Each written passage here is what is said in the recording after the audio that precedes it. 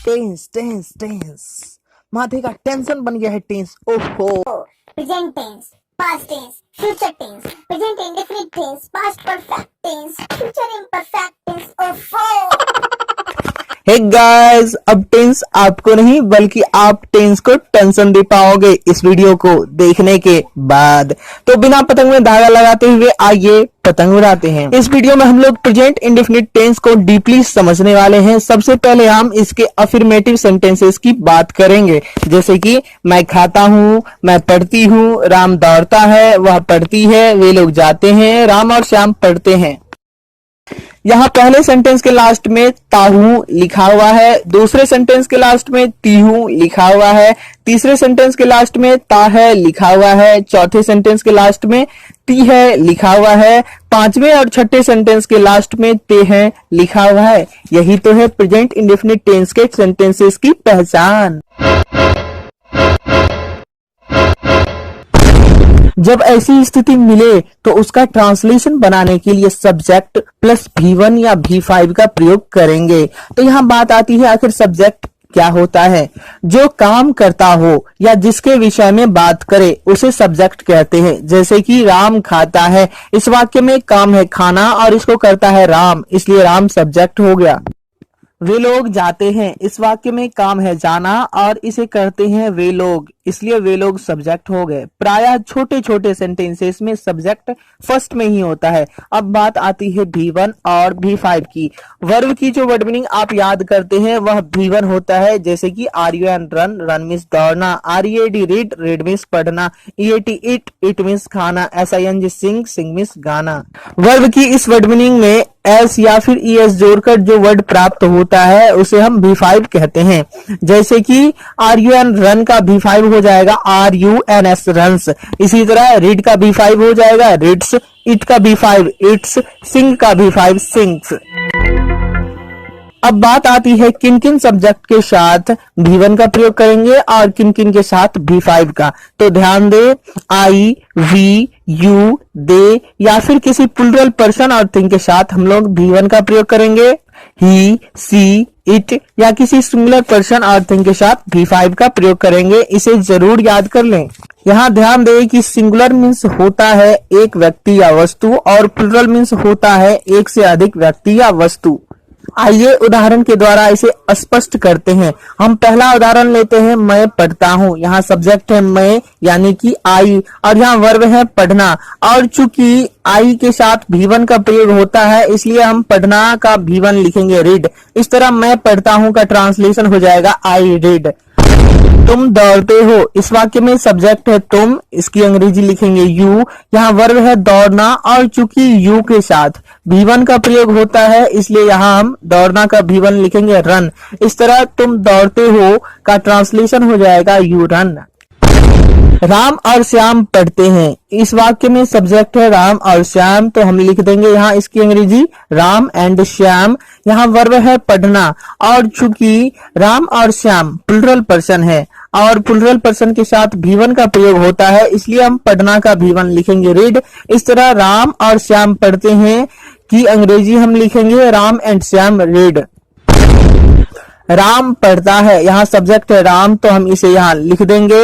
यहाँ वर्ब है पढ़ना और चूंकि राम सिंगुलर पर्सन है और सिंगुलर पर्सन के साथ V5 का प्रयोग होता है इसलिए पढ़ना का V5 लिखेंगे रीड्स। इस तरह राम पढ़ता है का ट्रांसलेशन बन जाएगा राम रीड्स। राधा गाती है, इस वाक्य में सब्जेक्ट है राधा तो हम इसे यहाँ पर लिख देंगे। यहाँ वर्ब है गाना और चूंकि राधा सिंगुलर पर्सन है और सिंगुलर पर्सन के साथ V5 लगता है इसलिए हम गाना का V5 लिखेंगे सिंग्स। इस तरह राधा गाती है का ट्रांसलेशन हो जाएगा Radha sings. Hey guys, exercise 1 screen पर शो हो रहा है, इसका स्क्रीनशॉट करके इसे सॉल्व जरूर कर लें। अब हम लोग बात करने वाले हैं नेगेटिव सेंटेंसेस की। नेगेटिव सेंटेंसेस से मतलब हमारा उन सेंटेंसेस से है जिससे निषेध का बोध हो यानी कि नहीं का बोध हो। जैसे कि मैं नहीं खाता हूँ, तुम नहीं दौड़ते हो, सीता नहीं पढ़ती है। इन सभी वाक्यों का ट्रांसलेशन बनाने के लिए हम सब्जेक्ट प्लस डू नॉट या फिर डज नॉट प्लस V1 का प्रयोग करते हैं।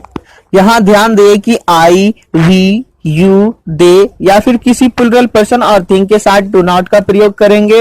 ही, सी, इट या फिर किसी सिंगुलर पर्सन और थिंग के साथ डज नॉट का प्रयोग करेंगे। तो चलिए उदाहरण से इसे स्पष्ट करते हैं। हमारा पहला एग्जाम्पल है मैं नहीं खाता हूं। यहाँ सब्जेक्ट है मैं, तो लिख देंगे आई, और चूंकि आई के साथ डू नॉट का प्रयोग होता है तो हम यहाँ लिख देंगे डू नॉट। उसके बाद यहाँ वर्ब है खाना और इसका V1 होता है इट, तो इस तरह मैं नहीं खाता हूं का ट्रांसलेशन हो जाएगा आई डू नॉट इट। ध्यान दें कि निगेटिव सेंटेंसेस में सिर्फ V1 का प्रयोग होता है। राम नहीं पढ़ता है, यहाँ सब्जेक्ट है राम, तो हम यहाँ लिख देंगे चूंकि राम सिंगुलर पर्सन है और सिंगुलर पर्सन के साथ डज नॉट का प्रयोग होता है तो इसे हम यहाँ लिख देंगे। यहाँ वर्ब है पढ़ना और इसका V1 होता है रीड। इस तरह राम नहीं पढ़ता है का ट्रांसलेशन बन गया Ram does not read. Ram और श्याम नहीं पढ़ते हैं, यहाँ सब्जेक्ट है राम और श्याम, इसकी अंग्रेजी लिख देंगे राम एंड श्याम। यहाँ चूंकि राम और श्याम प्लूरल पर्सन है और प्लूरल पर्सन के साथ डू नॉट का प्रयोग होता है तो इसे हम यहाँ पर लिख देंगे। यहाँ वर्ब है पढ़ना और इसका V1 हम लिख देंगे रीड। इस तरह राम और श्याम नहीं पढ़ते हैं का ट्रांसलेशन बन जाएगा Ram and Shyam do not read. Exercise 2 screen पर शो हो रहा है, इसे भी सॉल्व कर लें। गाइस, अब हम लोग इंट्रोगेटिव सेंटेंसेस की बात करेंगे। इससे हमारा मतलब है क्वेश्चन वाले सेंटेंसेस से, जैसे कि क्या मैं खाता हूँ, मैं क्या खाता हूँ। ध्यान दें कि इंट्रोगेटिव सेंटेंसेस दो प्रकार के हो सकते हैं। पहला जिसका जवाब यस या फिर नो में मिल सके, जैसे कि क्या मैं पढ़ता हूँ, क्या मैं खाता हूँ, इन सेंटेंसेस का जवाब यस या फिर नो में मिलेगा। दूसरा जिसका जवाब कुछ वर्ड्स में मिल सके, जैसे कि मैं क्यों पढ़ता हूँ, मैं क्या खाता हूँ, इन वाक्यों का जवाब कुछ वर्ड्स में हो सकता है। तो आइए सबसे पहले हम यस या फिर नो में जवाब मिलने वाले इंट्रोगेटिव सेंटेंसेस की बात करते हैं।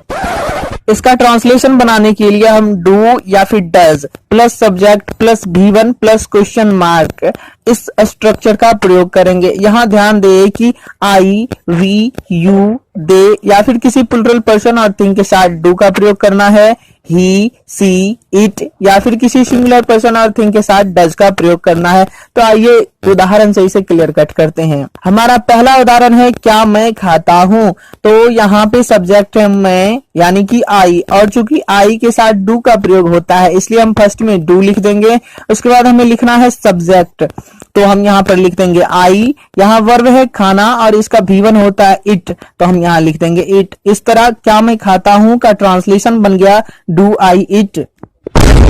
क्या वह पढ़ता है, यहाँ सब्जेक्ट है वह यानी कि ही, और ही के साथ डज का प्रयोग होता है इसलिए फर्स्ट में हम लिख देंगे डज। उसके बाद हमें सब्जेक्ट लिखना है, वो है ही। अब उसके बाद वर्ब है पढ़ना और इसका V1 होता है रीड, तो इस तरह क्या वह पढ़ता है का ट्रांसलेशन बन गया डज ही रीड। क्या राम जाता है, यहाँ सब्जेक्ट है राम, यह सिंगुलर पर्सन है और सिंगुलर पर्सन के साथ डज का प्रयोग होता है तो हम सबसे पहले लिख देंगे डज, फिर हमें लिखना है सब्जेक्ट, तो लिख देंगे राम। यहाँ वर्ब है जाना और इसका V1 होता है गो। इस तरह क्या राम जाता है का ट्रांसलेशन बन गया does Ram go. Guys, exercise 3 आपके सामने है। अब हम लोग बात करेंगे WH वाले क्वेश्चन सेंटेंसेस की, यानी कि जिन सेंटेंसेस का जवाब कुछ वर्ड्स में मिले। सबसे पहले आप WH वर्ड्स को समझ लें। WH वर्ड्स के अंतर्गत शामिल है WHAT व्हाट मीन्स क्या, WHY व्हाई मीन्स क्यों, WHERE वेयर मीन्स कहाँ, HOW हाउ मीन्स कैसे, WHEN व्हेन मीन्स कब। ध्यान दें कि अभी सिर्फ हम इन्हीं WH वर्ड्स की बात करने वाले हैं। इसके लिए स्ट्रक्चर है WH वर्ड प्लस डू या does plus subject plus V1 plus question mark. यहाँ पर एक विशेष बात ध्यान रखें कि आई, वी, यू, दे या फिर किसी प्लूरल पर्सन और थिंग के साथ डू का प्रयोग करना है। ही, सी, इट या किसी सिंगुलर पर्सन और थिंग के साथ डज का प्रयोग करना है। तो आइए उसे उदाहरण से हम स्पष्ट करते हैं। हमारा पहला उदाहरण है आप कहाँ जाते हैं। यहाँ WH वर्ड है कहाँ, तो हम यहाँ लिख देंगे वेयर। उसके बाद यहाँ ध्यान देना है सब्जेक्ट है आप यानी कि यू, और यू के साथ डू का प्रयोग होता है तो हम यहाँ लिख देंगे डू। यहाँ सब्जेक्ट है आप, तो हम लिख देंगे यू। यहाँ वर्ब है जाना और इसका V1 होता है गो, तो हम इसे यहाँ पर लिख देंगे। इस तरह आप कहाँ जाते हैं का ट्रांसलेशन बन गया where do you go. Ram क्या खाता है, यहाँ WH वर्ड है क्या, इसकी अंग्रेजी लिख देंगे व्हाट। अब इसके बाद यहाँ सब्जेक्ट पर ध्यान देना है। सब्जेक्ट है राम और यह सिंगुलर पर्सन है। सिंगुलर पर्सन के साथ डज का प्रयोग होता है, तो यहाँ हम लिख देंगे डज। उसके बाद हमें सब्जेक्ट लिखना है, तो सब्जेक्ट है राम, तो इसे यहाँ पर लिख देंगे। अब ध्यान दें कि यहाँ वर्ब है खाना और इसका V1 होता है इट, तो इस तरह राम क्या खाता है का ट्रांसलेशन बन गया what does Ram it. Sita और गीता कब पढ़ती है, यहाँ WH वर्ड है कब, तो हम लिख देंगे व्हेन। यहाँ सीता और गीता सब्जेक्ट है और यह प्लुरल पर्सन है। प्लुरल पर्सन के साथ डू का प्रयोग होता है, तो यहाँ हम लिख देंगे डू। सब्जेक्ट है सीता और गीता, तो लिख देंगे सीता एंड गीता। यहाँ वर्ब है पढ़ना और इसका V1 होता है रीड, तो हम लिख देंगे इसे यहाँ पर। इस तरह सीता और गीता कब पढ़ती है का ट्रांसलेशन हो जाएगा when do Sita and Gita read. ध्यान दें कि प्रेजेंट इंडेफिनिट टेंस के नेगेटिव और इंट्रोगेटिव सेंटेंसेस में सिर्फ V1 का प्रयोग होता है। तो गाइस एक्सरसाइज 4 भी आपके लिए उपलब्ध है। उम्मीद है आपका टेंशन 9.4% समाप्त हो गया होगा। 9.4% टेंस का टेंशन और समाप्त करने के लिए नेक्स्ट वीडियो को प्लेलिस्ट से जरूर देखें।